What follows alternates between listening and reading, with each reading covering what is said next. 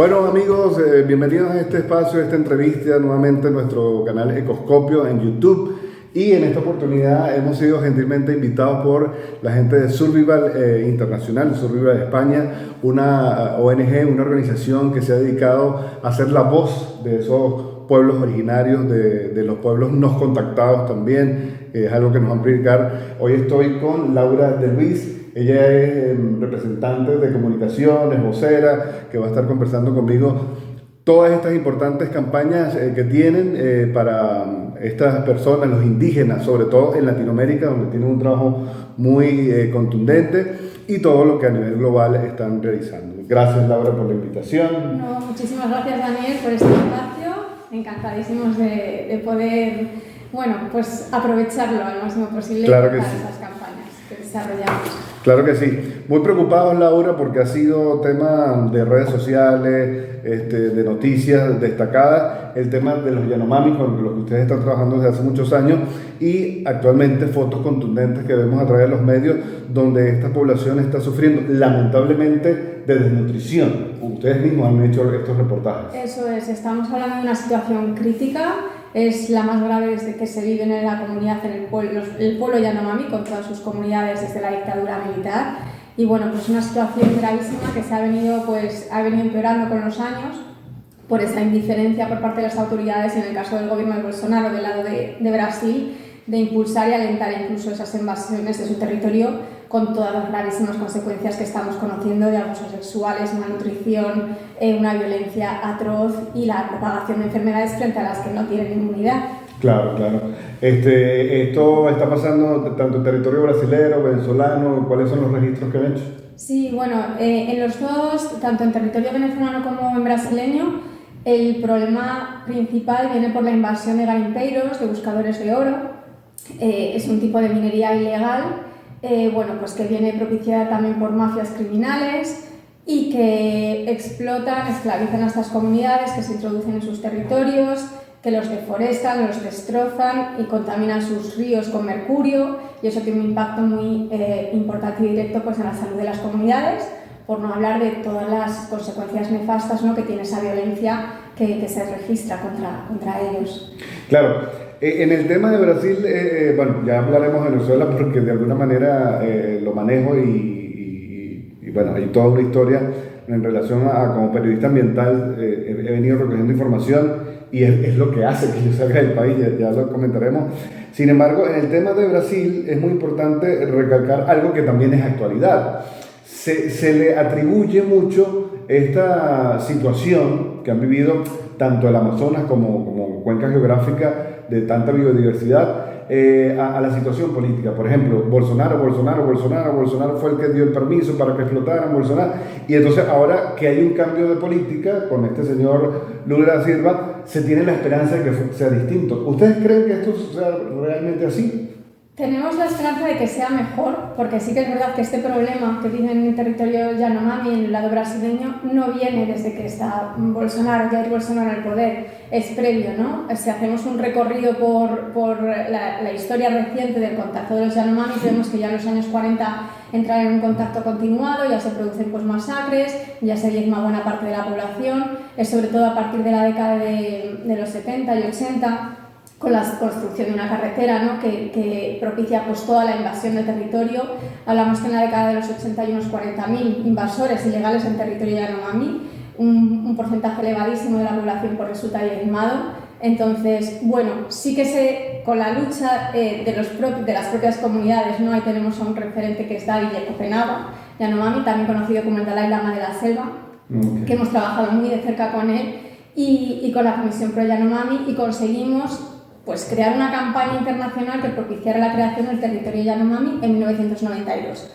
Pareciera que eso iba a suponer el fin, por fin, de esas invasiones, porque se consiguió que se expulsara a todos los invasores ilegales de su territorio. Por desgracia no, porque las autoridades no han hecho todo lo que tenían que hacer desde ese momento para proteger debidamente esos territorios e implementar el cumplimiento de esos derechos territoriales que les corresponden a los Yanomamis sobre sus tierras. Entonces, hemos visto que este problema se ha venido agravando en los últimos años, y cuando ya llegó Jair Bolsonaro al poder se disparó. Sí, o sea, ya se descontroló por completo, porque ahí sí que no había una política de indiferencia, sino de alentar directamente, ¿no?, las invasiones de sus territorios. Entonces ha sido como una carta abierta a todas las personas que tenían intereses en esos territorios y bueno, pues además con unas cifras de criminalidad que realmente asustan. Está entrando el narcotráfico también en esas zonas. Y vemos pues una situación que de verdad es atroz, tremenda y muy sangrante. Estamos viendo pues con esas imágenes de las que hablabas, ¿no?, de la población Yanomami sufriendo unos índices de malnutrición devastadores. Vemos pues que los niños Yanomamis mueren a unos niveles, a unos ratios muy superiores con respecto al resto de la media de la población o del resto de los niños de Brasil. Y bueno, pues sí que tenemos la esperanza y de hecho ya estamos trabajando para exigir que con este nuevo gobierno de Lula, en el que también hay que recordar que lo conforman pues, personas indígenas, ¿no?, que han estado muy involucradas en las luchas y en estas denuncias previamente, tenemos esa esperanza de que esto mejore y ojalá se solucione y cuanto antes mejor. Porque es necesario que haya un punto de inflexión y que de una vez por todas pues, se reconozcan esos derechos que sobre papel muchas veces ya figuran ahí, ¿no?, en las constituciones de los países de América Latina, que también el derecho internacional figura, por ejemplo, en el convenio 169 de la Organización Internacional de Trabajo y que tantas naciones pues, han ratificado, pero hay que dar un paso más allá del papel y que realmente tiene que haber financiación, fondos públicos y personas responsables que miren por el respeto de esos derechos territoriales, la protección de esos territorios y bueno, pues perseguir a quienes incumplan la ley. Claro. Es muy importante porque ustedes se han convertido en una biblioteca de toda la información necesaria que se requiere para conocer realmente qué pasa con estos pueblos originarios, los no contactados, que para muchas personas ni siquiera es un concepto que se maneja porque no entienden. Explícale a las personas tal cual como si estuvieran en un salón de clase qué son los piachi. Pues los piaquis son los pueblos, esa es la determinación que tienen en Perú concretamente, que son los pueblos indígenas en aislamiento o en situación de contacto inicial. Son los pueblos indígenas que desde acá pues también denominamos como pueblos indígenas no contactados. Tienes razón en que, bueno, sí que es verdad que se ha dado un salto grande en las últimas 2 décadas, sobre todo en la última década en cuanto al reconocimiento de su existencia, pero la mayoría de la ciudadanía pues desconocen esta realidad. Son pueblos indígenas, como bien dice el nombre, que no han sido contactados, que rechazan ese contacto. Esto no hace que sean ignorantes del mundo exterior, del mundo que les rodea, más bien al revés, es un no contacto deseado, porque por lo que sabemos de aquellos pueblos que están en contacto inicial o que fueron recientemente contactados en las últimas décadas, como es el caso de los Yanomamis, sus antepasados han vivido muy de cerca pues, las consecuencias genocidas que ha tenido el contacto para ellos, de aniquilación de comunidades enteras, de pueblos enteros. Hay que recordar que en la zona de la Amazonía pues latinoamericana, en todas las regiones, en los diferentes países, se vivió hace unas décadas la fiebre del oro. Sí. Hay muchísimos de estos pueblos fueron contactados, esclavizados, diezmados, aniquilados. Entonces, bueno, pues hay comunidades que a sabiendas de lo que el contacto significa para ellas, deciden vivir sin contacto con, por llamarlo de alguna manera, el mundo exterior. Que al final era como naturalmente vivían, o sea, al final, ¿quién nos termina contactando? Las nuevas civilizaciones, las que llegaron a sus hábitats y sus territorios que no son naturales. Eso es. Además se viene viviendo pues este contacto forzado, ¿no?, muchas veces desde hace más de 500 años.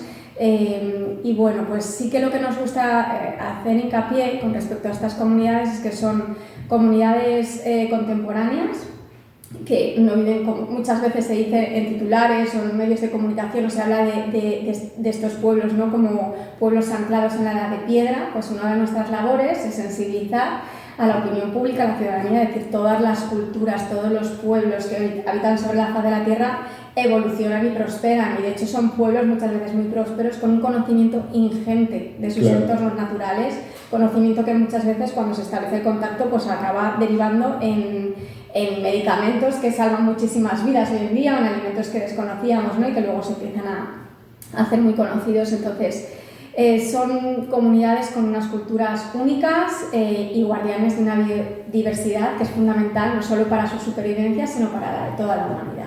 Son comunidades que si desean el contacto lo van a pedir porque están, por desgracia, en casi todos los casos totalmente rodeadas por proyectos extractivos, empresarios agroganaderos, lo que hablábamos de garimpeiros. Entonces, son poblaciones que muchas veces en la actualidad viven una huida constante, que incluso aunque fueran sedentarias se han vuelto nómadas, pues para huir de ese contacto. Y hay muchas pruebas, pues por parte además que recopilan pues, muchos equipos antropológicos o departamentos que trabajan también con gobiernos, organizaciones como Survival, que demuestran que rechazan ese contacto, ¿no? Encontramos, por ejemplo, flechas cruzadas en las selvas, cerca de zonas donde nos han indicado que hay indígenas no contactados, que es como una señal de evitarlo. Se muestran a veces violentos, no contactos. Si hay un avión que los sobrevuela estas comunidades, como hace unos años por la Amazonía brasileña, pues vemos cómo lo miran y sobrevuelan aviones constantemente esas regiones, pero cuando se acercan pues muestran una actitud hostil diciendo os queremos fuera y os queremos lejos.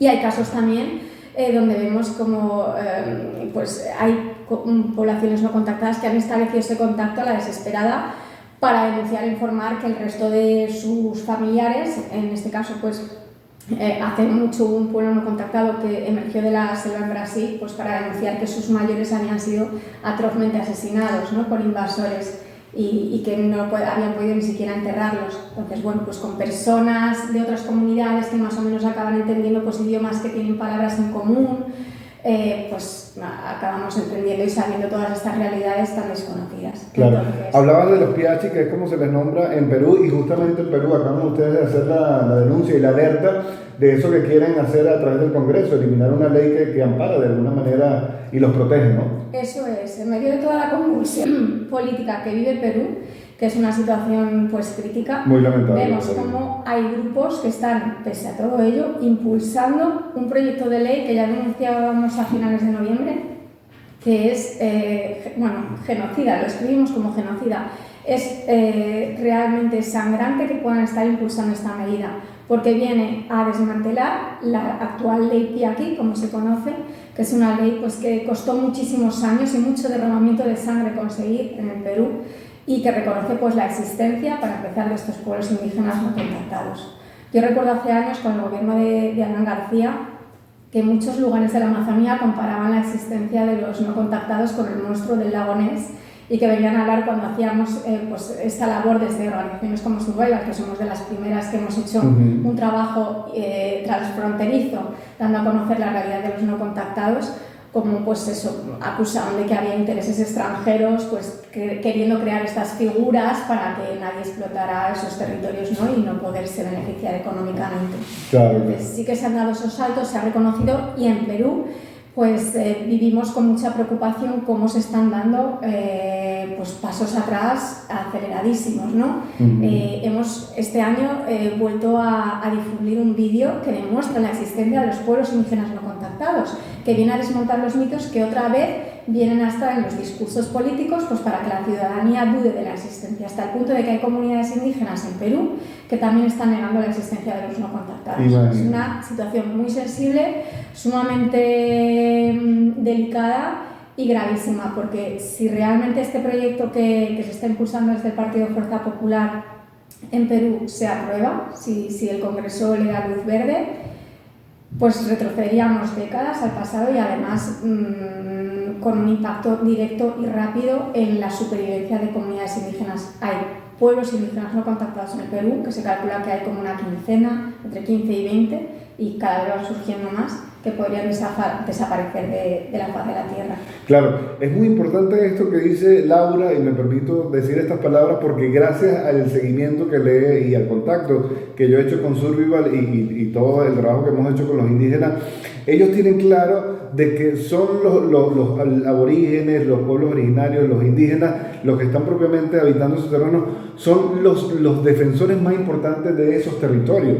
Entonces, por más que nosotros tengamos ONG, iniciativas, etcétera, hacemos poco o hacemos esos esfuerzos que no van a llegar, y ellos son los que están en el terreno viviendo, y como ella misma lo dijo, o sea, a veces se tienen que enfrentar lo que pasó en todos estos desarrollos de represas que han habido en Brasil, donde yo cuando vi la foto lloraba, estos indígenas enfrentándose al ejército, literal, ellos con sus arcos y sus flechas y los otros con armamento. Entonces es una cosa que lamentablemente está sucediendo a nivel mundial. Y lo que quiero recalcar de esto es que hay que protegerlos, hay que ayudarlos, hay que apoyar campañas como esta, porque son los principales defensores de la Amazonía, en el caso de Latinoamérica, y hay otros en otras estancias, África, etcétera, etcétera. Ya hablaremos de esto.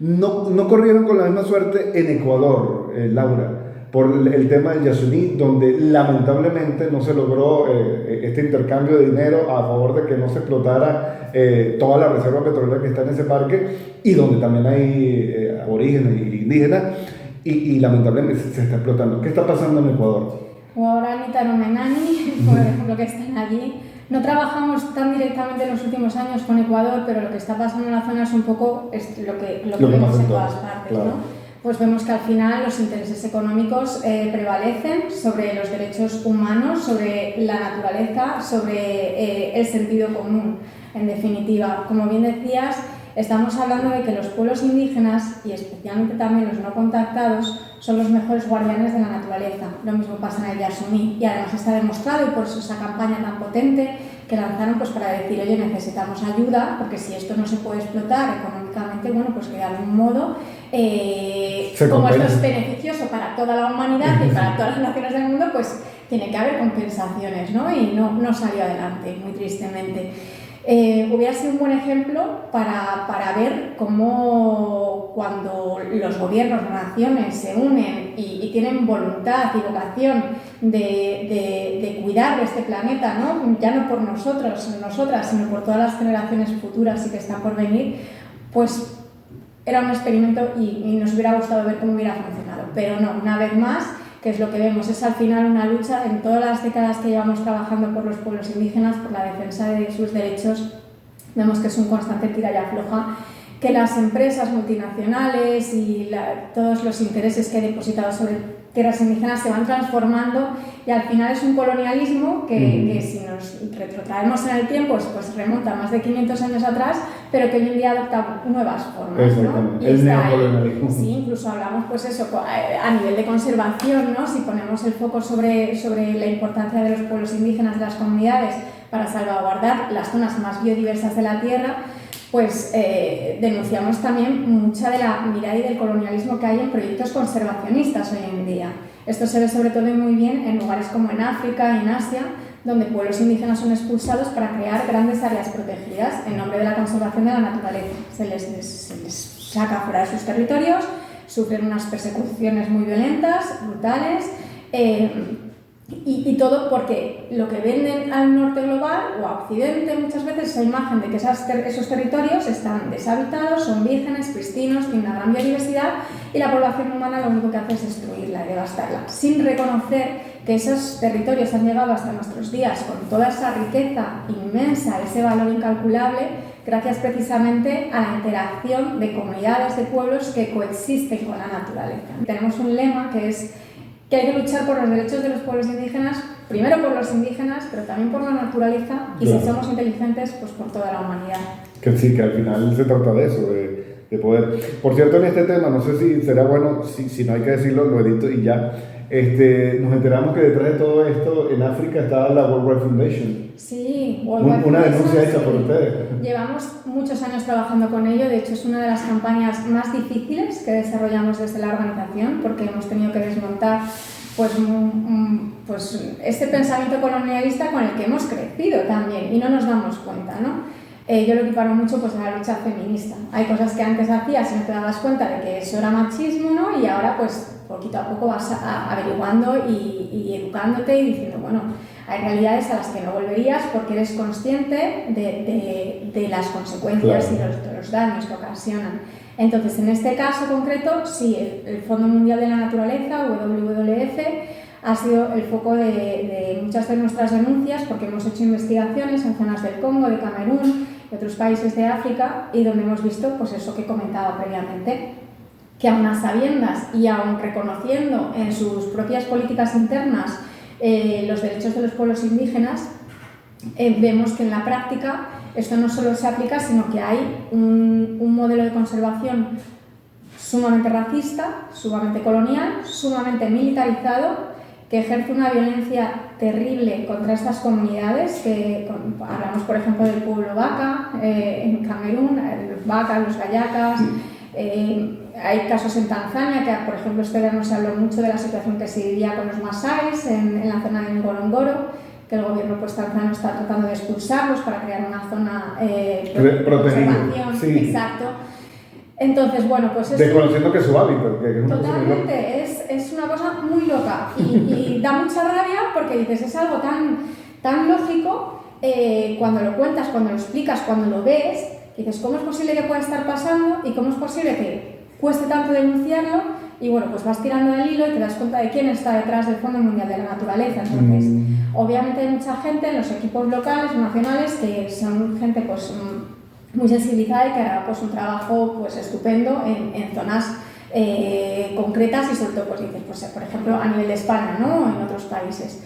Pero si elevamos un poco el ángulo y la mirada sobre lo que se hace a nivel internacional y vemos bueno, es que el Fondo Mundial de la Naturaleza recibe sumas millonarias, ingentes de dinero, y muchas vienen del dinero de los estados, de los gobiernos, que se tendrían que dedicar pues, a cooperación, a derechos humanos, etcétera, ¿no? Claro. Entonces es dinero nuestro, de las personas que pagamos nuestros impuestos.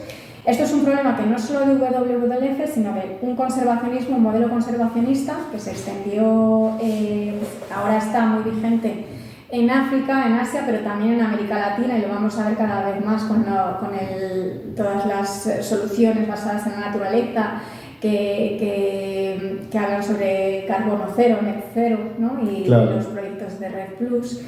Y bueno, pues son modelos que tenemos que analizar, en los que por supuesto hay que hacer cambios estructurales para que en ningún caso supongan violaciones sistemáticas y conocidas y atroces de derechos humanos y concretamente de los derechos de los pueblos indígenas y en parte y específicamente de sus derechos territoriales.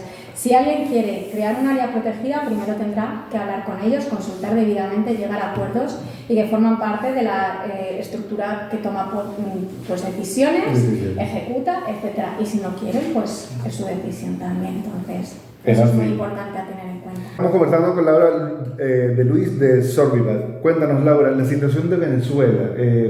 Llama la atención que sí, tienen bastante documentación en sus páginas y todos los informes que elaboran. Sin embargo, Venezuela está ahí como que muy tímidamente reseñada. Y en el caso mío, que lo viví, lo conozco y por eso tuve que salir de mi país, son cosas dramáticas que está pasando en Venezuela, en el Amazonas venezolano principalmente, el arco minero de Venezuela, no sé si el arco minero del Orinoco, que se llama, y hasta ha habido desplazamientos forzosos de nuestros pueblos indígenas, etc. Es muy lamentable. ¿Qué pasa con Venezuela? ¿Cómo lo aborda Survival? Hacemos seguimiento, sí que nos gustaría tener capacidad y más recursos pues, para poder estar allí.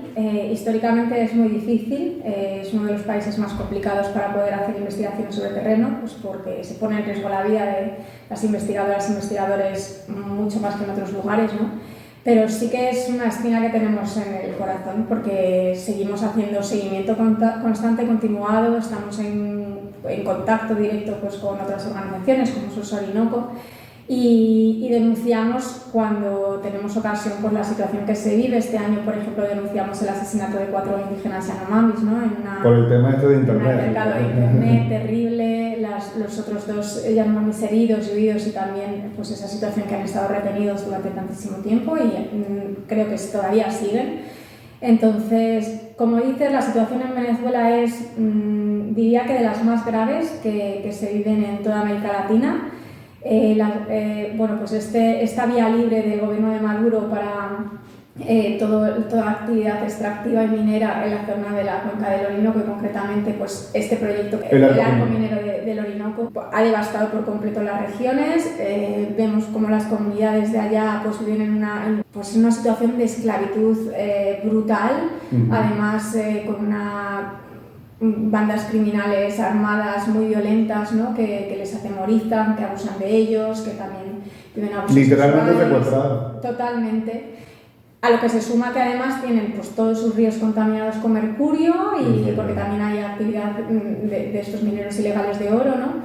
Entonces, bueno, pues es una situación más que preocupante. Estamos, como digo, pues intentando hacer ese seguimiento, hacer denuncias cuando es posible y este año pues sí que denunciábamos, elevábamos la voz de Sos Orinoco, ¿no? con estas denuncias tremendas que ponían el foco en la situación de las comunidades indígenas en Venezuela y esperamos pues, conseguir cada vez más recursos y tener más capacidad de actuar allá, porque yo diría que justo en la frontera entre Venezuela y Brasil la situación es casi si podemos hablar de estado de guerra, ¿no? Estado de conflicto armado tremendo y que está acabando con las vidas de muchas personas y que está abocando pues, a otras muchas a una situación de pobreza absoluta y bueno, pues privándolas por completo de esa selva, ¿no? Y de ese hogar que es vital para que puedan sobrevivir. Claro que sí.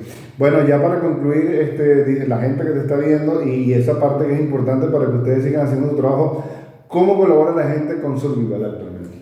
Pues muy importante y que sí que es algo que me gustaría destacar para las personas que nos estáis viendo, que Survival somos una organización independiente. Esto quiere decir que nos financiamos prácticamente solo gracias a las aportaciones de personas sensibilizadas con la causa indígena y con el planeta.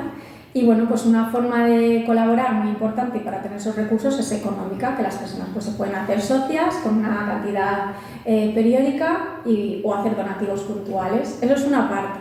Pero otra parte, sin la cual Survival no podría ser el movimiento que es por los pueblos indígenas, ¿no? y ejercer como altavoz de tantísimas voces indígenas que necesitan ser escuchadas, es la movilización social y el activismo. Eso es fundamental en nuestro trabajo. Tenemos, bueno, pues os invitamos a navegar por nuestra página web, que es www.survival.es, y allí veréis que de cada campaña tenemos como varias campañas genéricas, donde luego entrarían muchísimos casos, pero hay tantísimos pueblos indígenas en el planeta que no podemos tener campañas específicas con todos ellos, ¿no? Entonces sí que con estas campañas, como son no contactados, por ejemplo, o acabar con el genocidio, o la campaña pues, para cambiar, descolonizar la conservación de la naturaleza, tienen sus respectivas acciones más específicas y relacionadas con casos concretos, y ahí es muy importante participar desde las redes sociales, recibiendo y enviando nuestros emails urgentes a gobiernos, a ministerios de justicia, por ejemplo. Entonces, bueno, estar en las calles cuando convocamos una protesta, hay muchas formas y hay mucha necesidad de sumar nuestras voces a las voces indígenas. Son muy fuertes, son muy poderosas y solo necesitan pues, ser escuchadas, y para eso tenemos que ejercer pues, esta labor de altavoces, ¿no? Y el boca a boca y el que lo contéis pues, a vuestro entorno, familia, etcétera, es muy, muy importante. Claro que sí. Agradecemos a Laura de Luis por esta invitación, por darnos este espacio para la entrevista, y nosotros seguiremos dándole más información a través de Ecoscopio.